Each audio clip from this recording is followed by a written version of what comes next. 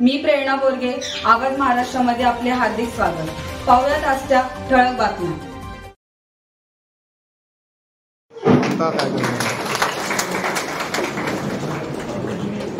नंतर ज्येष्ठ सदस्य रमाकांत रघुनाथ सासे.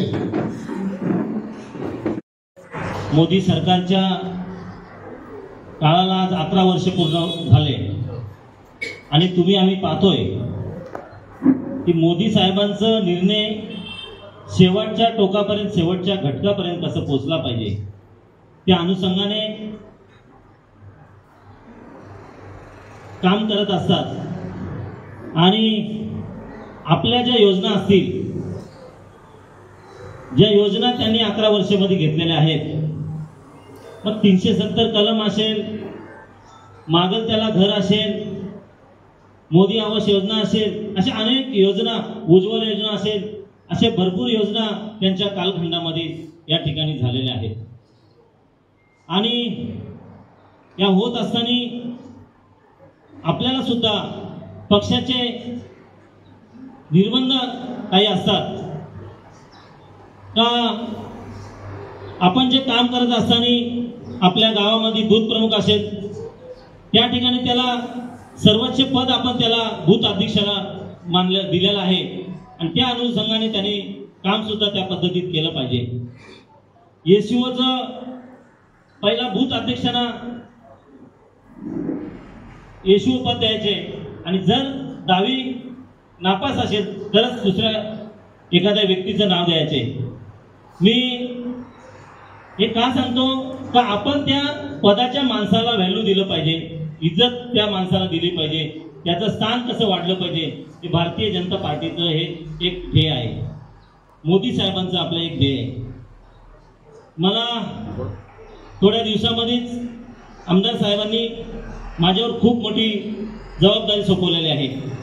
माझ्यावर नाही नव्हे तर सगळ्याच संचालकावरती खरेदी विक्री संघाची या ठिकाणी जबाबदारी सोपवलेली आहे. आम्ही या जबाबदारीला म्हणजे साहेबांनी अतिशय छोटा शेतकरी कुठे असेल तर माल्हेडमधला एक शेतकऱ्याचा मुलगा संतोष पवार याच्यावरती एवढी मोठी जबाबदारी दिली. या जबाबदारीला साहेब तुमच्या वतीने मी या संपूर्ण कार्यकर्त्यांना, शेतकऱ्यांना अशी ग्वाही देतो का तुमचं जे खरेदी विक्री संघावरती जे काम असेल, खूप लोक मला सांगत असतात, रोजच सांगत असतात, आम्ही रात्रंदिवस तिथे काढलेले आहेत, ते कसं होईल. मी म्हटलं मी साहेबांच्या तालमीत तयार झालेला एक कार्यकर्ता आहे. तुम्हाला खरेदी विक्री संघामध्ये तुम्ही सोडा, तुम्ही तर रोज मुरबाडला येता जाताय, परंतु शेवटच्या घटकातला शेतकरी सुद्धा वंचित राहणार नाही या ठिकाणी अशी मी ग्वाही देतोय. की आता आम्ही 2 दिवसापूर्वी साहेब खरेदी विक्री संघाची मीटिंग घेतली. कुठल्याही प्रकारचं डाकी साहेब त्या ठिकाणी आम्हाला पेपर मिळालं नाही. कसं काम करायचं त्या ठिकाणी मला पडलं किंवा आमच्या संचालक मंडळाला पडलं का कुठलाच पेपर या ठिकाणी उपलब्ध नाही. आम्ही तातडीने सूचना दिल्या, 35 कालेधारक आहेत त्यांची मीटिंग लावा. तातडीने मीटिंग, उद्याच आम्ही त्या ठिकाणी मीटिंग घेतलेली आहे. रेसलिंगचे दुकानं 16 आहेत, त्यांची सुद्धा तातडीने मीटिंग आम्ही लावलेली आहे. किंवा या जी कमिटी, जी मागची कमिटी होती, तिचं हेतू एकच होतं, फक्त भात खरेदी करणं आणि विकणं. या 2 गोष्टीकडे त्यांचं लक्ष होतं. त्याच्यामध्ये सुद्धा राईस मिलची गाडी साहेब आम्ही एक ठीक असं सांगितलं त्यांना का ज्या वेळेला डीओ जर आमच्या ऑफिसला पोहोचलं नाही तर ती गाडी बिलकुल भरणार नाही. ती गाडी आम्हाला 1 दिवस अगोदर माहीत पडलं पाहिजे, त्या गाडीचा नंबर माहीत पडला पाहिजे.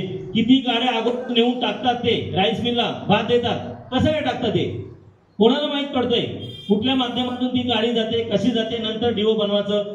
मी ठाण्याच्या अधिकाऱ्यांना सुद्धा फोन केला आणि त्याला सांगितलं मला 1 दिवस त्या भात खरेदीचा डीओ माझ्या टेबलवरती आला पाहिजे, माझ्या संचालकाला माहीत झालं पाहिजे का गाडी आज भरायला आलेली आहे, ती सुद्धा 8:30 ते 9च्या टायमिंगला भरली जाईल.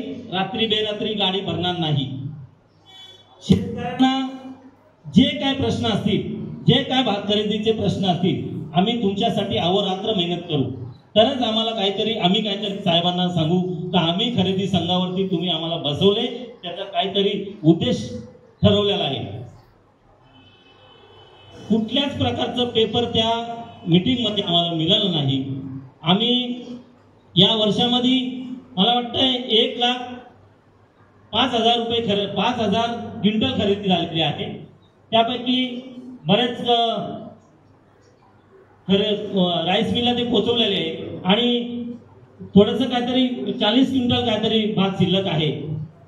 आता ते मागे काय झालं, कसं झालं ते आता आपल्याला बघून जमणार नाही. परंतु या वर्षाचं भात खरेदी एवढी पारदर्शक होईल, माझ्या शेतकऱ्याला कुठल्याही प्रकारचं दुःख होणार नाही.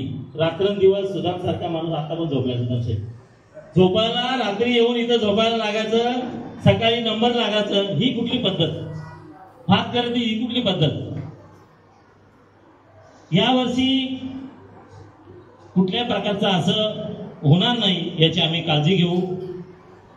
साहेब, ऑडिटरला कुठल्याही प्रकारची माहिती दिली जात नाही. ऑडिटर मेमो देतोय, खरेदी विक्री संघाला मेमो देतोय, ERला मेमो देतोय.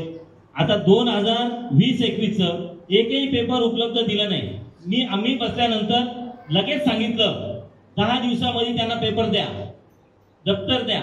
कुठलाही दप्तर या ठिकाणी उपलब्ध नाही. आम्ही त्यांना संबंधित अधिकाऱ्यांना सांगितलं. आता एक मॅनेजर होता, तोही 1 महिन्यापूर्वी राजीनामा दिला. 2021 नंतर त्या कमिटीचा कालखंड संपलेला होता. आता या आम्हाला पत्रकार लोक विचारतात, भरपूर लोक विचारतात, तर 2021ला जर हा कालावधी संपलेला आहे, मग ते आतापर्यंत कसे राहिले? डिसेंबर 24 पर्यंत त्यांनी काम कसं केला? या सगळ्या गोष्टीचा आम्ही सुद्धा बसून अभ्यास केलेला आहे. याचं कुठल्याही प्रकारचं परमिशन किंवा ऑर्डर घेतलेली नाही. ही कमिटी अनलिगली बसलेली आहे. अनलिगली आपल्या सगळ्या शेतकऱ्यांचं भरपूर काही खाल्लेलं आहे असंच मला बोलायला लागेल या ठिकाणी. कारण या 2021 आणि 24 पर्यंत जे काही झालेलं आहे आणि खरेदी विक्री 3 वर्षाच्या कालावधीमध्ये भरपूर काही इकडं तिकडं झालेलं आहे. कमिटीचं म्हणजे भात खरेदी संघ, शेतकऱ्यांच्या संघाचा ऑफिस अतिशय चांगल्या प्रकारचा ऑफिस आहे. परंतु ऑफिस साहेब 3ऱ्या माल्यावर ऑफिस आहे. माझा शेतकरी चढेल का 3-4 वेळा? कुठला प्रश्न घेऊन जाईल का तिथे? यांची खरेदी विक्री संघाची बिल्डिंग असेल त्या ठिकाणी खाली पाहिजे ना. ते मग आपली बिल्डिंग आपण आपला बंगला भाड्यात द्यायचा, टेरेसवर आपण जायचा, हे झालं का? पटतं काय? अशा पद्धतीचं काम ह्या बाजार समिती खरेदी विक्रीच्या लोकांनी चाललेलं या कमिटीने केलेलं आहे. हे सगळं मोडून काढण्याचं काम आम्ही सगळं संचालक मंडळ करणार आहे. तुम्ही काही काळजी करू नका. तुम्हाला आम्ही शब्द देतोय सगळ्या प्रकारचं. आता ऑडिट साहेब 2020-21चं ऑडिट, एक पेपरचा पत्ता नाही. कसं करणार ऑडिट? ऑडिटरनी सुद्धा येऊन किती वेळा चक्कर मारून गेला, किती वेळा फिरून गेला. अशा